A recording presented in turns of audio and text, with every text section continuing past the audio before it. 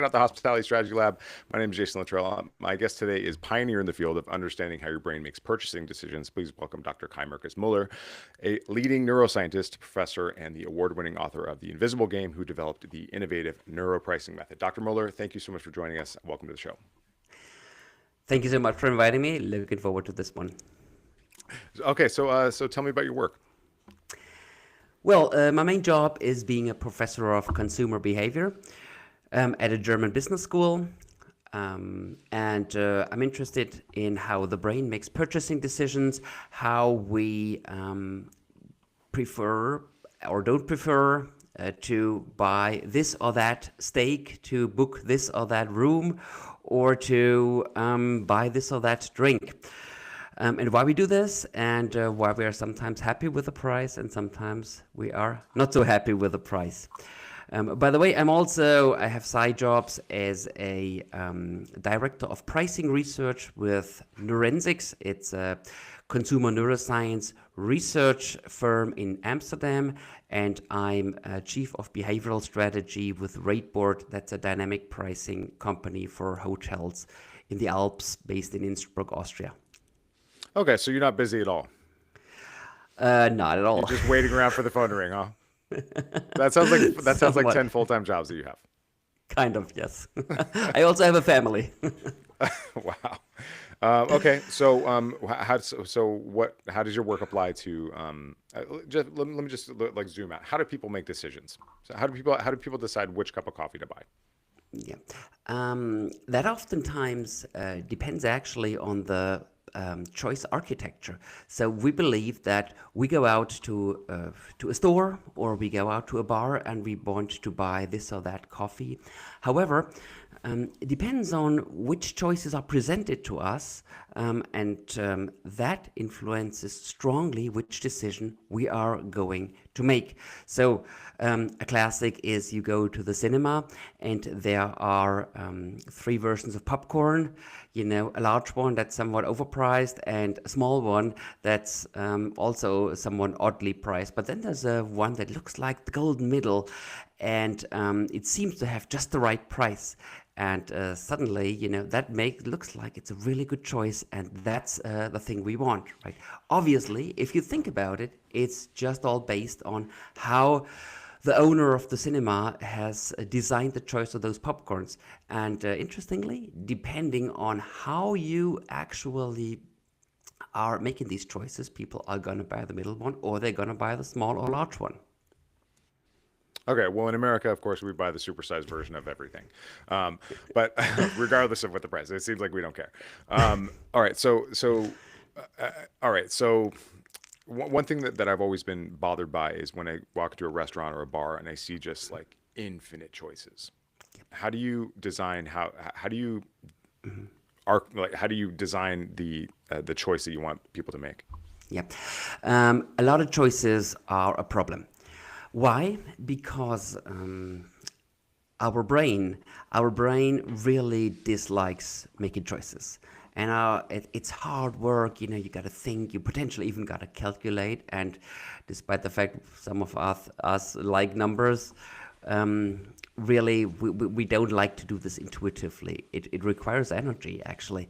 So, however, we also don't want to be forced to do something, right? So we ideally, we love the illusion of having made a decision. So if there is something that looks just like, oh, I figured out this is the beer I should be buying, then, of course, if the host has been creating the choice architecture in a manner and in a way that this sounds like the right choice, then I'm quite, then I feel like I have made this choice myself, and then I feel like, well, this is the right choice. Of course, the choice was indeed residing outside the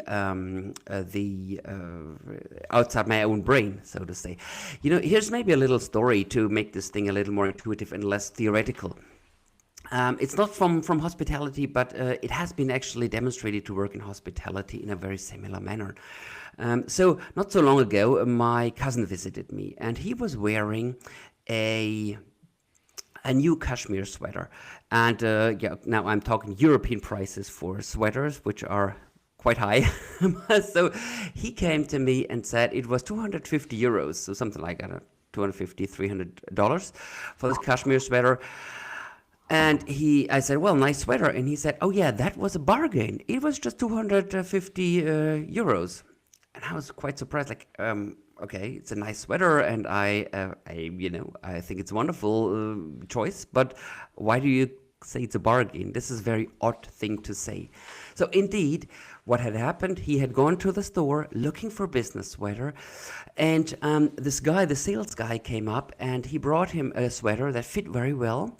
He wanted to buy it, and it turned out that the first sweater was a Prada sweater, and the Prada sweater cost 800. So he afterwards felt like, oh, the Hugo Boss sweater for 250 is a good deal. And that is something that shows you how quickly our mind changes its perception in whether something is a good deal or a bad deal, right? If he had gone to Primark before, he had never been buying a 250 euro sweater, right? So is that called anchoring? Yeah, that is anchoring, right? This is anchoring. This is the story about anchoring, right? Right. This is called anchoring, and you can anchor your customers with all kinds of good ideas with the right drink or with an expensive steak. And you know what's really cool about hospitality is if you have a very, very expensive dish, for example, on your menu, and you don't have it always there, or you just have one of them per night or something like that in the freezer, it's sold out because you're so good. Well, so it's not the big deal, right? I mean, the retailer who has a sweater, if they sell the Prada sweater, they got to bring in a new one. So in hospitality, you have quite some leverage here. And the good thing is, people have a tendency to buy maybe the number two or the second cheapest or so. But the extremes, people have a tendency to not go for extremes in their choices. And so the extremes are the anchors, the cheapest and the most expensive products. Those are your anchors that define what the value perception of the other products are. Right, and if you have some super cheap food in there, it's going to make everything else look expensive. If you have a very expensive dish in there, it's going to make the other dishes look cheaper. It's like giving a discount without giving a discount. Okay. How does pricing relate to identity, like one's view of oneself?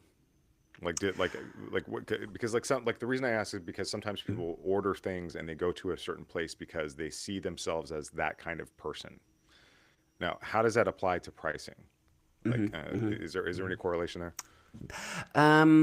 Well, prices in general always send you a message, right? So a price is not just something that makes up for your cost in that product, but it also sends a message, right? It sends a message like, we are this kind of restaurant or that kind of bar where specific people meet. Students have a different desire for prices than, I don't know, the people who visit the bar outside of Wall Street, right? So that kind of selects for people already. What also is actually really interesting is that the price doesn't just send a message about the personality and to the people visiting, but also a price influences how something tastes. That's been shown with hot chocolates, with wines, etc. Even in brain scanners, people have been given expensive and cheap wine to drink, which was chemically exactly the same substance. So actually the scientists didn't even change the wine.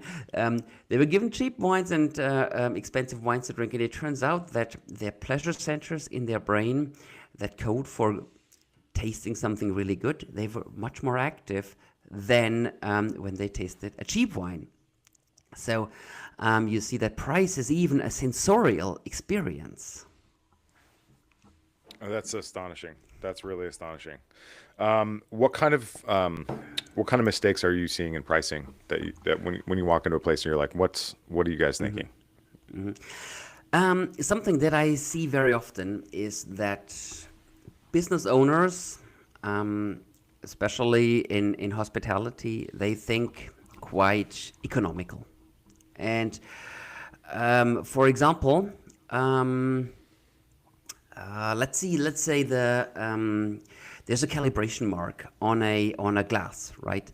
And we ran an experiment where we showed um, 2.5 centiliters calibration mark on a wine, and the wine was filled up to the 2.5 calibration mark.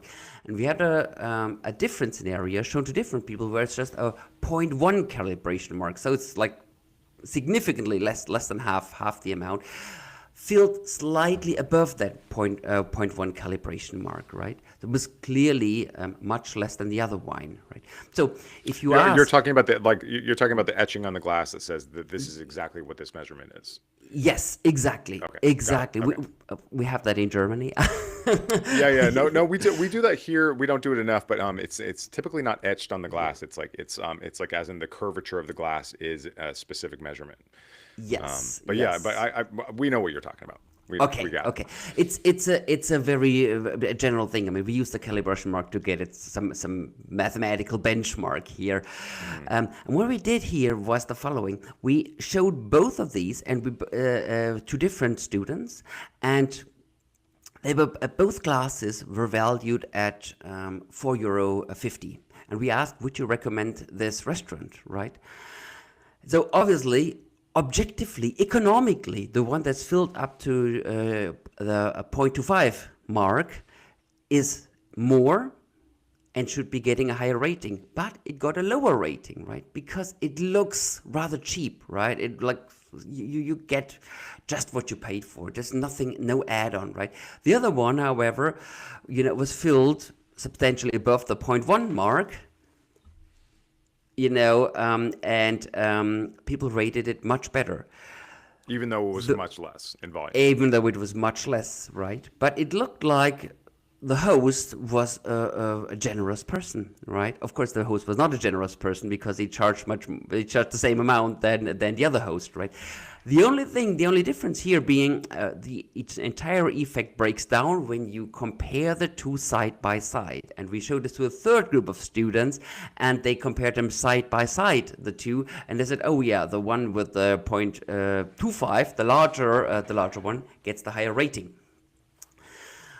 So here's so there's quite a bunch of a bunch of scenarios where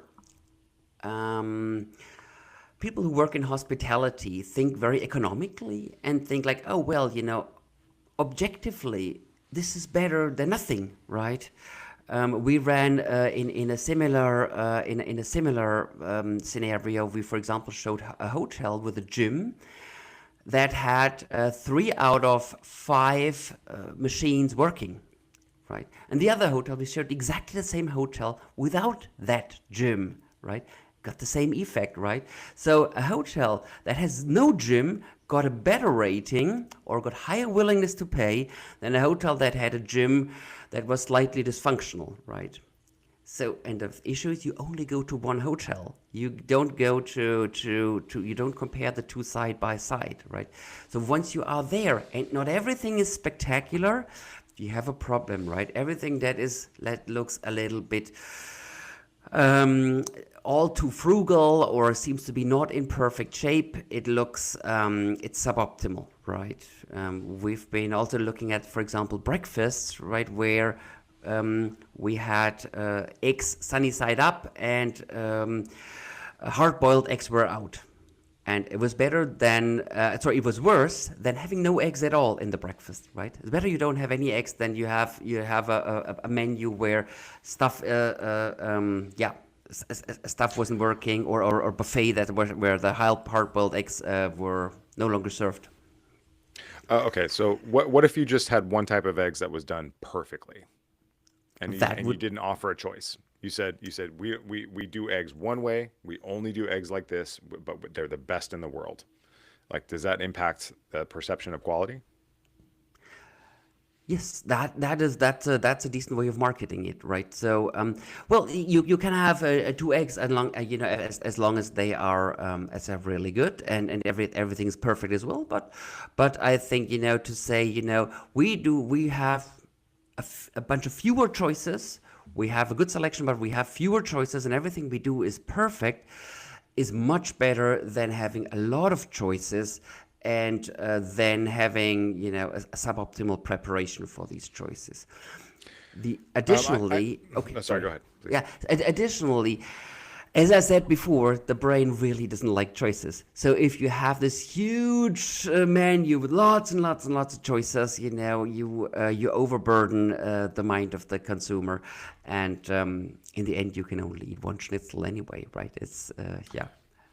But what about the perception of choice versus actual choice, where you say like you can be this you can have this extremely customized, individualized experience, but then guide people into this one narrow scope. I had a guest on actually yesterday, and he runs a series of bagel shops, and they have like literally literally millions of variables, like if you game it out, and but people end up ordering the same 10 things, and they already know what they're going to order before they walk in the door. Does that increase the cognitive load, or does that is that wise?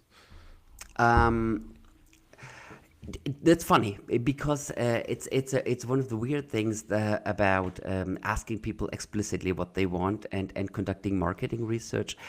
If you ask people on the street, like, would you like to have a lot of choices? Would you like to have a lot of choices in your bagels?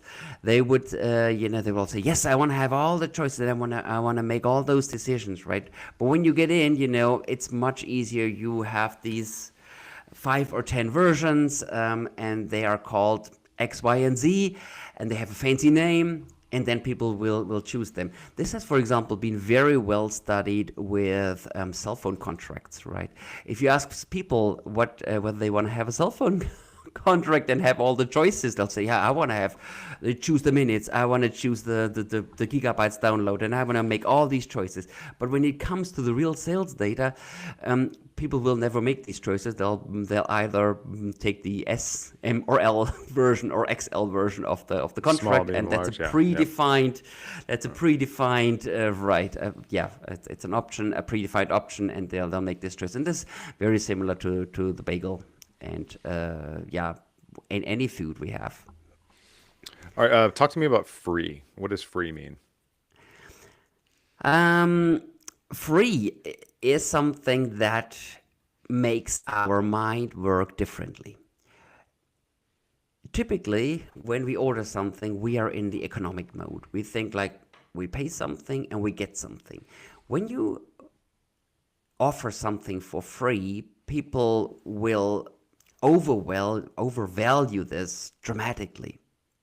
Um, um, for example, giving people at the end of the service a free candy, a free peppermint or something like that will increase their probability for tips, will increase their probability for positive ratings and for a positive experience drastically. In the European context, in the German and Austrian context, this may be the famous schnapps at the end of the food, the free schnapps. But yeah, so that's a classic. So people will really overvalue this. Also, people really love things like free refills. That is something that people also have a tendency to overvalue, right? So classically with flat rates as well as with free stuff, you often actually make more money because people overestimate the value of free. Yeah. And that's technically that is also called, or that's closely related to a concept called transaction utility. So people don't just value the objective amount, but they actually value the deal itself, right? So um, uh, well, my mother-in-law, she's a wonderful person, but she's an extreme version of that. So the other day, when my youngest daughter was starting school, there was a free school bag at a grocery store. So, and as you know, I'm a business person and a professor, so time is money. But nevertheless, on the Saturday we had to drive to some funny grocery store 10 miles away, so to get my daughter a free school bag with an apple and a tangerine and a pen or something like that. And yeah, my mother-in-law, she really valued that deal, right? And that is the people do really enjoy the deal itself, and they really value the deal highly. So the psychology isn't like, well, my time is worth $10 or $20 an hour, and it's going to take me an hour to get there and back. So that's actually costing me $40 or $20 or whatever it is. They're thinking Yeah, I'm getting a free bag, and then therefore I win. yeah, Cool. yeah, exactly. Yep. Yeah. I mean, I can't say. I mean, like my family is quite frugal, and like my dad would drive Yeah. 20 miles out of the way to get 5 cents off a gallon of gas. So I totally get that. And that's called transaction utility. I've never heard that before. Yeah, it's What about basically you value the deal itself. Yeah. right? Okay. Over the like It's one of the exclusively reasons why without you buy without one of considering anything else.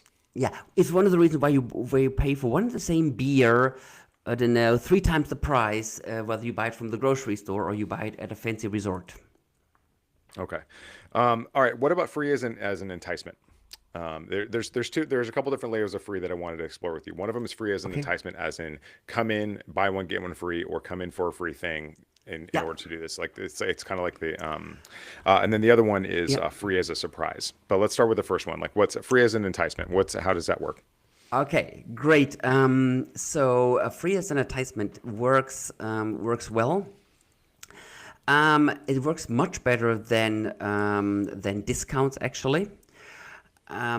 What you have to watch out is that you don't attract the wrong crowd, right? You don't attract those people that you make you don't train people to become bargain hunter, and you don't attract only the bargain hunters. But nevertheless, if people are having to make a choice between a bunch of bars or a bunch of restaurants, that typically works quite well because people don't calculate much, and when they are walking down a row of bars, that may be the decisive factor. It's a little How do bit you like how do you distinguish? like How do you get the right customer in there? Ooh, that's a tricky question.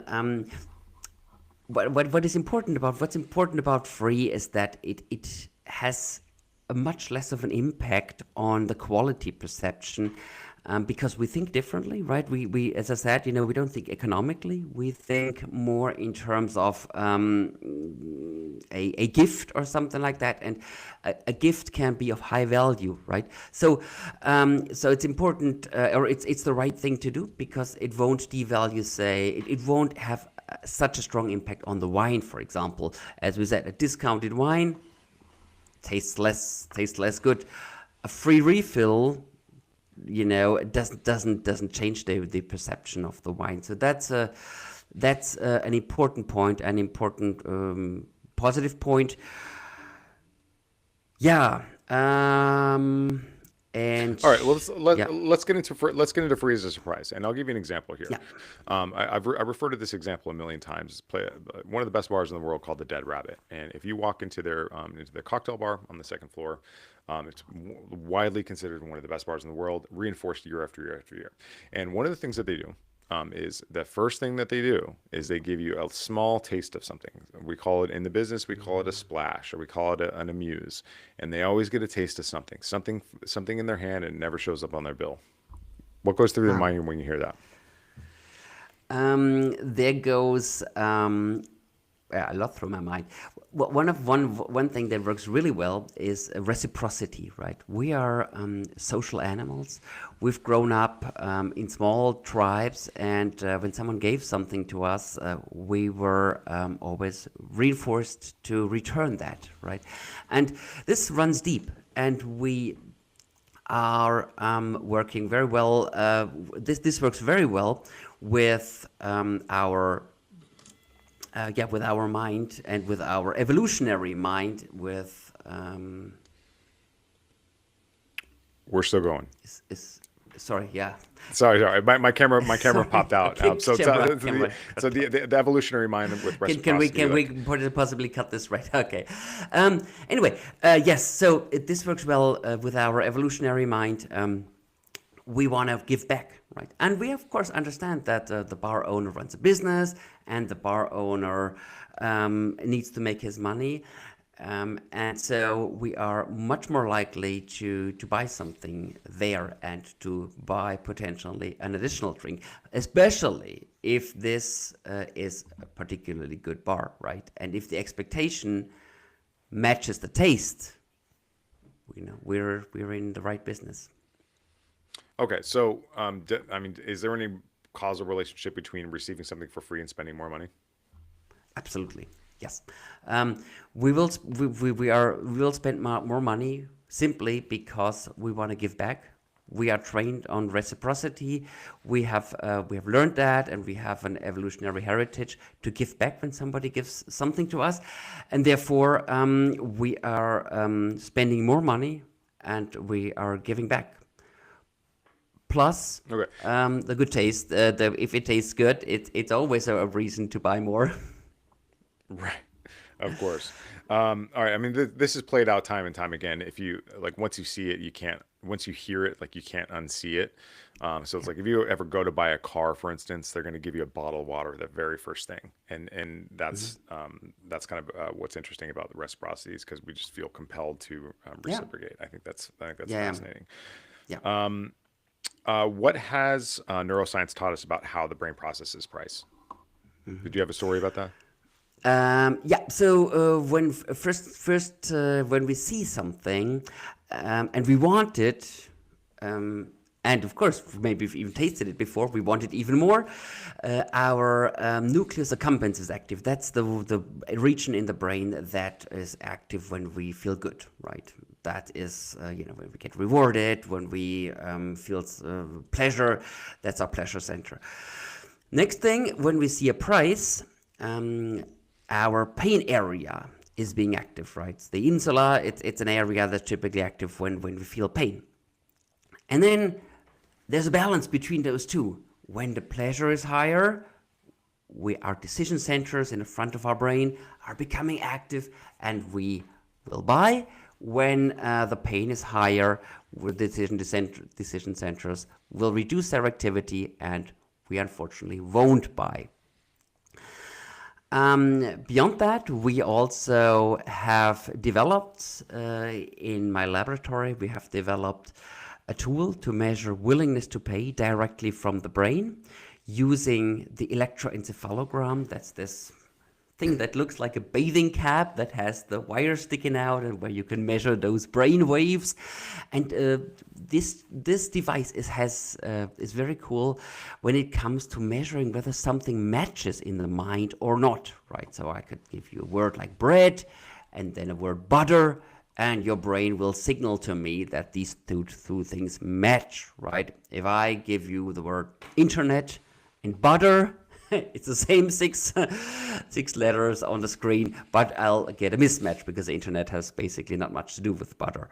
So, and I've further developed that signal into a tool whereby showing and explaining people a product, and then showing different prices on, and seeing whether the mind will, within a few hundred milliseconds, respond, quote unquote, with a yes or a no, right? And interestingly, when the price is too high, I'll get a yes. When the price is too low, I'll also get a yes. However, when the price fits right, I'll get a yes, right? Yeah. We're still going. My camera keeps clunking out. I'm sorry about that. Okay, no Um, problem. Yeah, so that's something where we could, for example, show that Starbucks had quite underpriced its coffee when they entered the European market. They were 60 cent too cheap. They were 60 cent below customer value perception, subconscious value perception. And that is something, interestingly, that classic market research, by just asking people, would have never found out, right? Because people this say, is oh, for yeah, yeah, I like Starbucks. this cheap. Yeah, yep. Okay, so I mean, so if they were 60 cents underpriced, then that's tens of millions of dollars in value for them, right? Exactly, exactly. Yeah, it's in the two-digit millions, right? Because yeah, they sell billions of liters. Yes, they do. Yeah, That's fascinating. that was for the European market, and it's interesting because this is not anyone, right? This is Starbucks, and Starbucks really knows it is, especially in Germany when they entered the market 15 years ago. People would stand in line, right, for warm water with caffeine and sugar, right?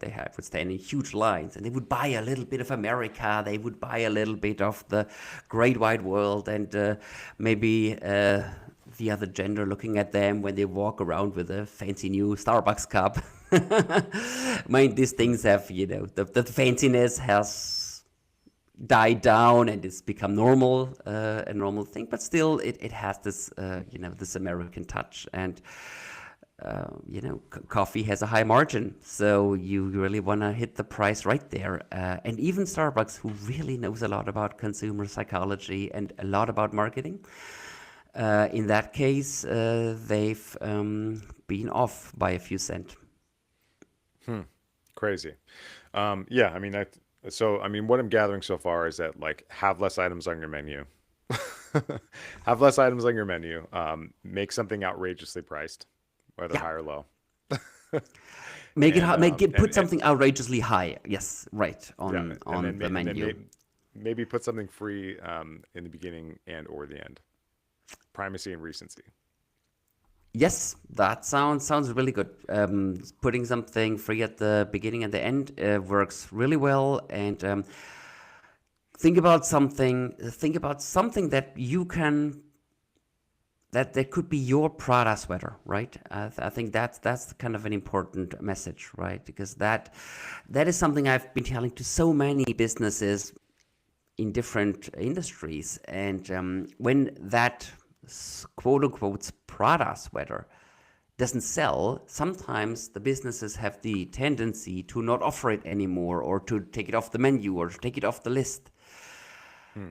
and then that defeats the purpose. Right. Okay. I think we all know this, but I think that we just don't think that we should, or that we should. We don't have the courage to do it, to just like chop off 80% of our menu because it doesn't sell, because we think we should have it. Yeah, Meanwhile, we're not asking our customers what they want, and we're not looking at the numbers of what we actually sell. yeah, So you sent me this paper. Just one last thing before I let you go is you sent me this paper about 10 instances of the less is better effect in tourism, systematic preference reversal in humans, and but not LLMs. What does all that mean? I yeah. mean, explain that to me like I'm 6 years old. Yes, so this is our latest scientific manuscript. It's not yet published, but it's currently under review. But it actually does talk about it does talk about this fact that humans prefer something that looks really good. Like we had the story about the calibration mark, right? For example, an ice cream that is filled up fully is preferred to an ice cream that is in a much larger cup, but not filled up fully, right? So in this case, humans, when they just look at this one item that looks good but is objectively less, they will prefer what is less, right? For example, the hotel that has no gym at all over the hotel that has a gym, but two dysfunctional devices in the gym.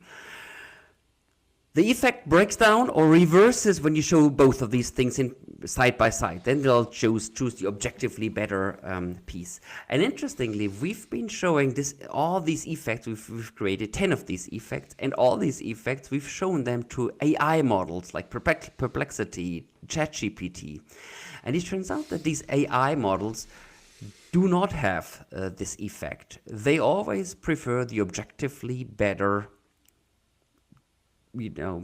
hospitality choice. We've tested hotel rooms, we've tested train rides, we've tested drinks, we've tested breakfast choices and stuff like that. So a bunch of all throughout tourism and hospitality, and the AI models did not have that effect. They always preferred the objectively and economically better version. So that's interesting, and it shows us what makes us uniquely human. We want to have something that looks good, not something that's necessarily is objectively good. Okay, well, where does the rubber meet the road with that assessment? Because what I'm guessing is that we are going to we're going to start more and more outsourcing our opinions and thoughts and ideas and decisions to AI to decide for us. Yes. And so, is that where this is headed? Yeah. Well, there are two things I'm really interested in. The first one is, will AI make decisions for us? And as long as you buy off the internet, this is probably something that will come, right? Right now, we are still influenced when we look at Booking.com, but who knows? Maybe there'll come up new tools that help consumers make decisions and not fall for the wrong hotel on Booking.com. When we go out in real life to restaurants, I don't see that coming yet. The second part I'm really seeing coming, and that is that AI will be able to create choice architectures that will nudge visitors to buy this or that product, right? Without, for example, having to discount a product or to having to change a price, simply putting the right things next to each other, and that way making you buy the product that the host wants to actually sell. That I see coming, and I'm pretty sure that there'll be tools on the market in not so long from now that are going to enhance your menus and enhance your choices and your choice architectures. Okay, thank you so much, Dr. Muller. My camera keeps knocking out, but I thank you for being so generous with your time. My name is Jason Luttrell. This has been the Hospitality Strategy Lab. I've been here with Dr. Kai-Markus Muller, the author of The Invisible Game, and he developed the neuropricing method. Dr. Muller, thank you so much for joining us today. I really appreciate your time. Thank you, Jason. All right, cheers. All right, if you wouldn't mind sticking around for just a second. Sure.